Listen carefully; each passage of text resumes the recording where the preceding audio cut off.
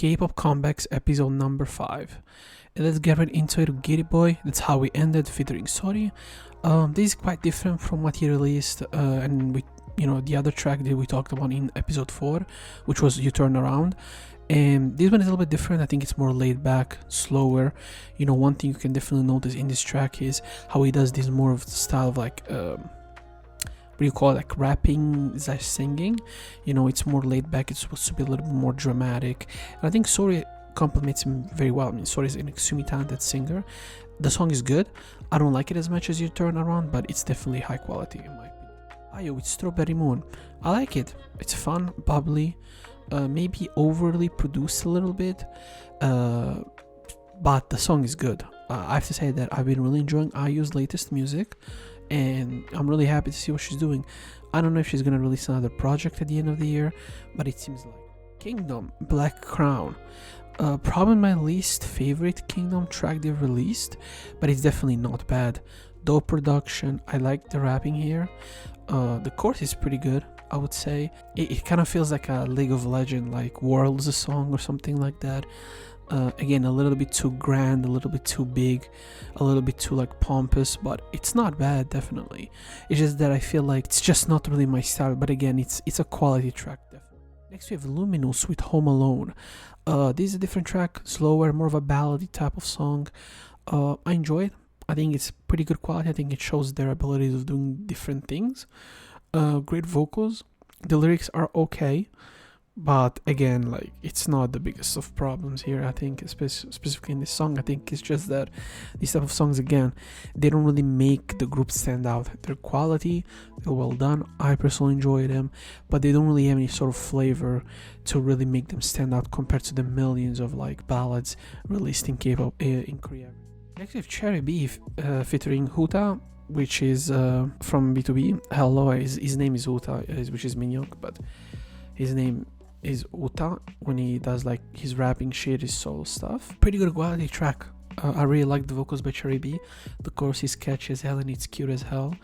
Huta does a good job, I think, adding flavor to the song with his rapping and his different type of flavor. And I think also his vocals really contrast very well with Cherry B. She has very high pitched vocals, very cutesy, and he has more like adult-like, more like manly type of voice in this track, and I think they fit with each other very well. It's just a pretty good song, a happy, cute song. I feel like I need them sometimes in my life. Next we have Unhyuk from Super Junior with B. This is his solo track, and I actually like it quite a bit. Unhyuk is not known necessarily as one of the best singers of the group, but at least on this track he showcased very good vocals, showcased very good vocal control, and it's a very sexy song. I like the lyrics. They're a little bit weird, but overall I enjoy them, and the chorus is fun, and I really like it. I think it contrasts very well with California Love by Donghae, which is a little bit more happy and it has more of a party vibe. This definitely shows a different type of flavor, and I think it shows why their unit works very, very well with each other. Next I have Hin or Hein with To You, and this is a ballad. Know me, I don't like ballads as much, but this is very high quality, and I think the thing that you should notice about this one is her incredible vocals. She has a great voice. She has a voice that I personally really like. She has a voice that has a lot of pain and a lot of in this song you can really feel it, and I really enjoy it. There isn't really more to say, you just have to go and listen to it for yourself. Next we have Tribe with 18. It's not a bad track. I just feel like it's a little bit boring. Personally, when I listen to it, I feel like it doesn't really have any sort of interesting thing going for it. I like Tribe, I like they're trying to do a little bit something different, but I don't think it just fits them at all. The production's not the best, the vocals are okay. Like I said, overall the song just feels kind of like bland and kind of like middle of the run for me. I think I've heard way better from Tribe personally. And I have a very similar problem with the Nam Woo-yeon track with Calm and Passion.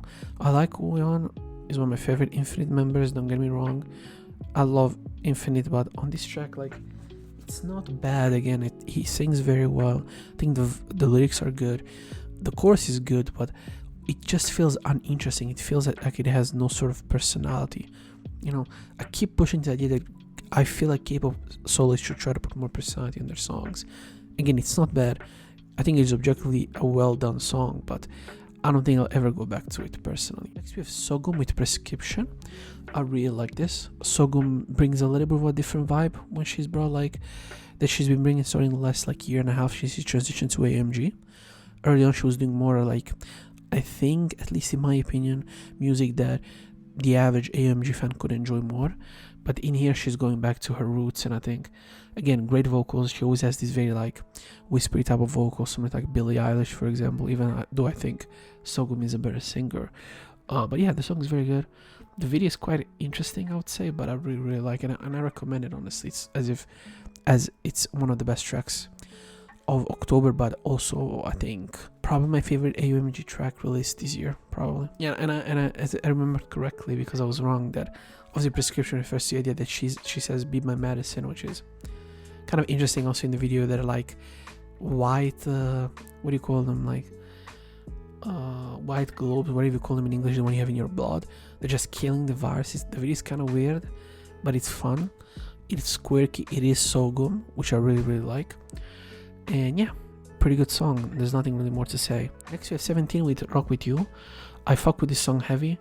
One of my favorite singles of 17, probably of the last 2 years. You know, probably after Left and Right is my favorite. Really good. Personality, aggressive, pretty good rapping here, I have to say. And the chorus is pretty good. You know, it's a little bit different from what 17 has been doing in recent times, but I like it. I think it doesn't stray away too much from what they've been doing, but it's still fresh enough that you don't feel like it's the same repetitive stuff, you know. I think this is a good example of what I mean when I say that sometimes certain songs sound too repetitive.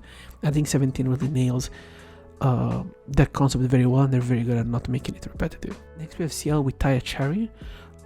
It's okay. I don't think it has anything special going for it. It's aggressive. It definitely has personality, but I don't know. I feel like, again, CL for me, it's either she hits me with the productions that I love, or she hits me with productions that I don't care about at all.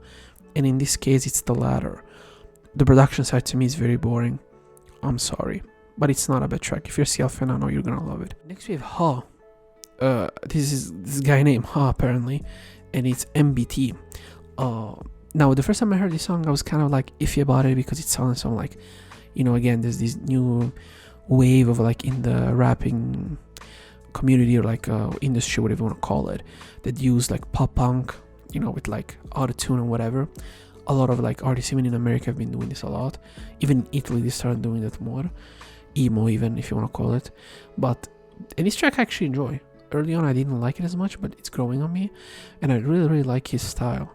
Good rapping, good lyrics, I would say, dope chorus, and I think the autotune, even though early on I didn't enjoy it, it actually fits with his voice very well, and it just has that very high paced, typical of these type of tracks.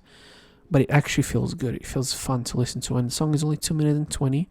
The guy completely understands time, understands that this song don't have to be long for me to enjoy them. Next we have the big track from DJ Snake, right? Ozuna, Megan Thee Stallion, Lisa of Blackpink, and the song is called SG, which actually I don't know what it stands for, so I'm gonna check. Wait a second. Alright, it means sexy girl. My bad. The song is your typical Latin song, you know, produced by DJ Snake. You know, the song has that flavor for the most part. I feel like Megan Thee Stallion as always adds her personality.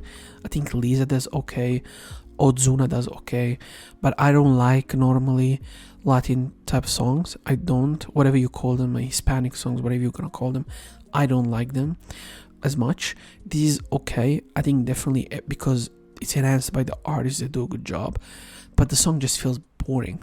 I understand DJ Snake is like kind of like the modern day like David Guetta. He always collaborates with the biggest artists and has the biggest hits, but I never liked him personally as a producer. I think while he showed early on potential, I think he also showed a lot of not improving with time, when he does the same shit over and over again throughout the years, and you know, he never really tries to do something big. Like, and again, he has sometimes where he really like shows you incredible like prowess, you know, even early on with Turn Down For What. Even things like Let Me Love You, I felt like had some flavor, you know. even the one he did with Rick Ross and Rich Band for like the NFL, not the NFL, sorry, for college football, had some interesting thing going on for it. Like, he's a talented producer, but he loses me every time with this type of, like, you know, uninteresting productions where he just obviously doing it for the money. And by the way, this guy is like extremely successful, so who am I to tell him anything, you know? But yeah, I think this song overall is pretty mid, in my opinion, in a lot of ways. Next we have Overall Mood featuring Bibi with Picky Baby. I actually like this quite a bit. It's cute, it's quirky, it's moody, it's weird. I think it really represents the two artists very, very well. And Overall Mood, as people remember, I've talked about him in the past because he had a song with Jamie that I wasn't the biggest fan of. But as far as, I don't know if he already was at the time signed with Highlight Records, but he's signed now, and I enjoyed this track quite a bit. You know, he has good personality, he has a good flow, he has, I didn't think he had bad vocals personally at the time, but I just felt like they were not utilized correctly, at least in the other song that I only the only song I listened to from the past. But the song is good, the chorus is fun. Bibi adds again her own personality as always. Interesting to see Bibi collaborate with a lot of artists outside of her whatever you call, like a production company, and she's growing as an artist. It's not like she has the best feature of all time, but again, she fits very well with him. Next we have Faki, which is a Japanese group called Sayonara My Ex. Now technically it's a K-pop comeback, but it appeared in my home page, and I liked it and added it. Like the chorus, like the lyrics, like the vocals by the girls, and I love the simplicity of it. It doesn't really try too much, and I feel like that's actually something you don't really see a lot in K-pop, right?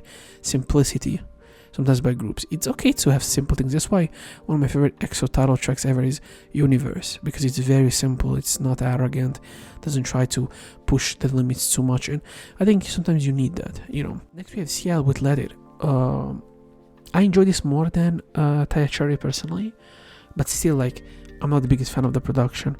Definitely better, and definitely it's a good song. Nothing more to say. Next we have Somi with Xoxo. I just don't like this track. Again, Somi's trying so hard to enter that American, like, fucking industry. I know they're trying to push us down the motherfucking throat. Yeah, she's half American, I'm happy, but it doesn't really tell me anything about her every time I listen to her. You know, it's like, I know she can do better, but it doesn't feel like she's, and I'm not talking about her personally, like, again guys, I'm talking about, like, using her assets in terms of her talent. I feel like this type of stuff really hold her back. The production I don't like, it's very marshmallow, this type of artist, and I'm not a fan of this type of artists in general. Even though I might like a couple of tracks, I'm not a fan of them overall. It's probably the one I like the most out of the three she released. It's definitely one I like the most, sorry. But again, I'm never gonna go back to it. And again, I unfortunately have to say this, I think it's still one of the worst tracks of the year. Because every time I hear anybody talk about this song, they always talk about how good looking Somi looks in this song, and how iconic her look is. It's funny to me, you know when a song is bad in K-pop? When everybody just talks about the looks. If people just talk about the looks, 99% of the time the song is shit. Ailey, Don't Teach Me, classic Ailey, you're gonna love it. First song under Ravi's new company, which is The Live. Fuck with it, and I think she did a great job, honestly. Love to see her back making music. The video itself is popping. It has already 10 million views in like less than a week and a half. I'm happy for her, and hopefully she keeps doing great. Dream Note with Ghost. This is the first group I can think of that they are kind of like spawns of Dreamcatcher. Like, even their name kind of resembles their actual name. It's a good song. I like kind of like the rock style production.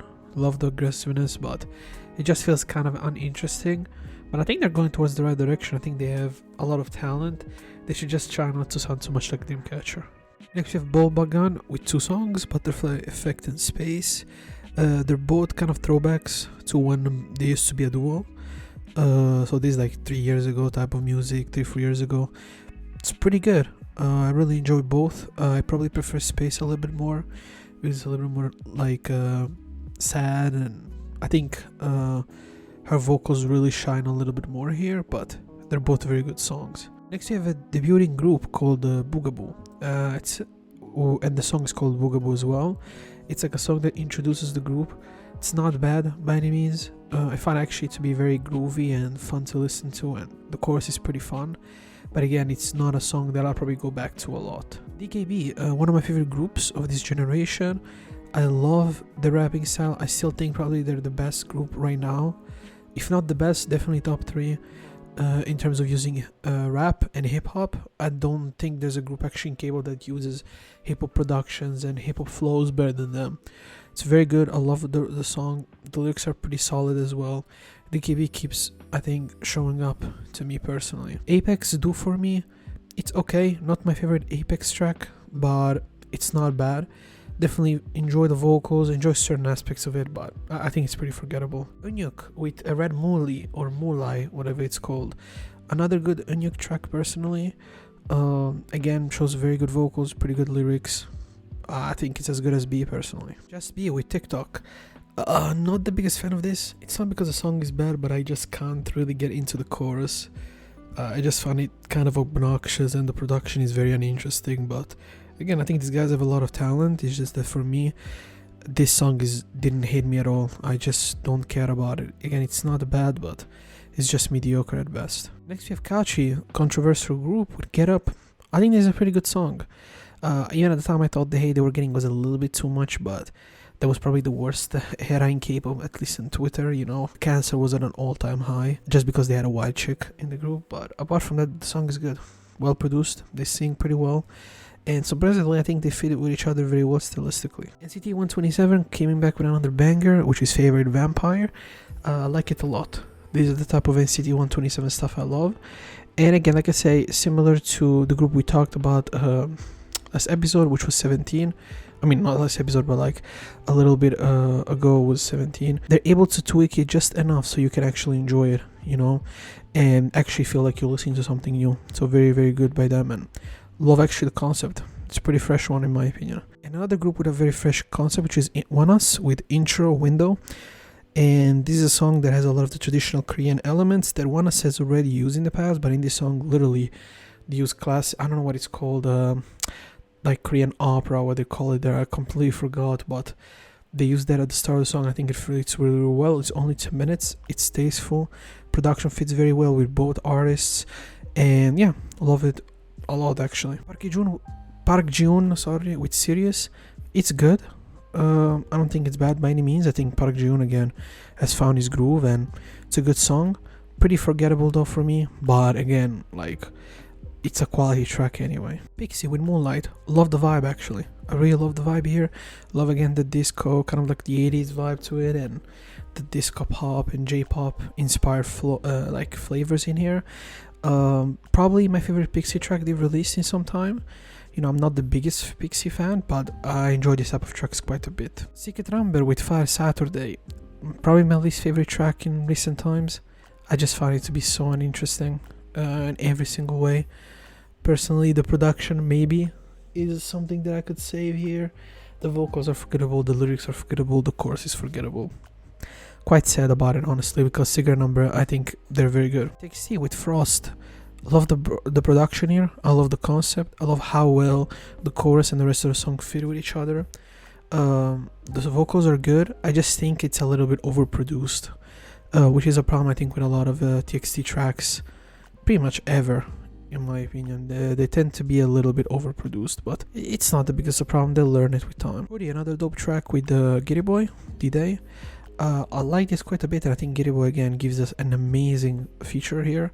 Giddy Boy, I think one of the best artists of the second part of the year, but people never talk about him. Maybe he's not popular enough, maybe he's not good looking enough, maybe he doesn't collaborate enough with huge K-pop artists for people to actually know who he is, but he's really, really good. Check out definitely his discography. The last two we have Minhwa. Probably you guys know her from the Yorizori series from AOMG, but she's also a singer, and the two songs are Fuck Off, and the other one is in Korean and I don't know what it's called, but I prefer the second one more.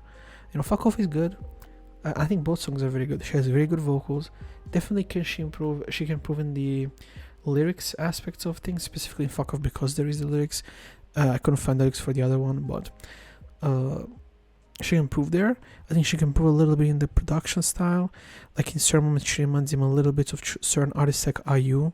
Even though I think she's completely different than her, she can definitely try to have a little bit her own image.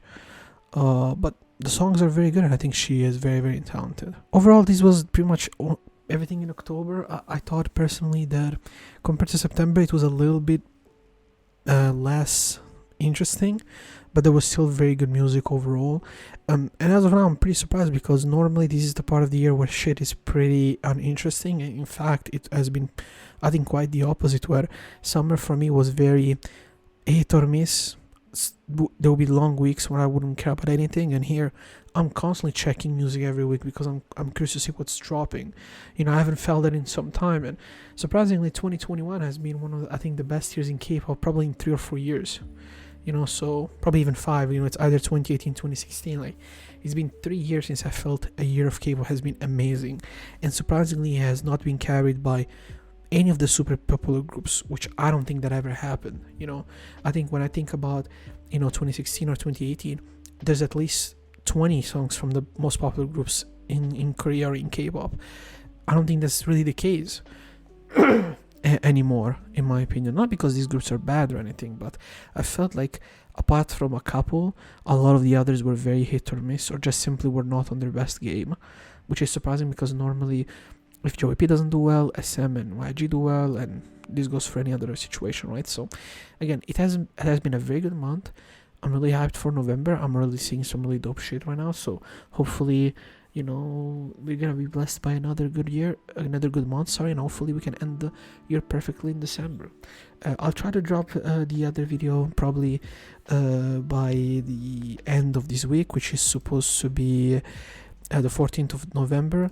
I'll try my best. I have exams, so I don't know if I'll be able to drop it, but if you enjoyed the video, leave a like, subscribe, and see you next video.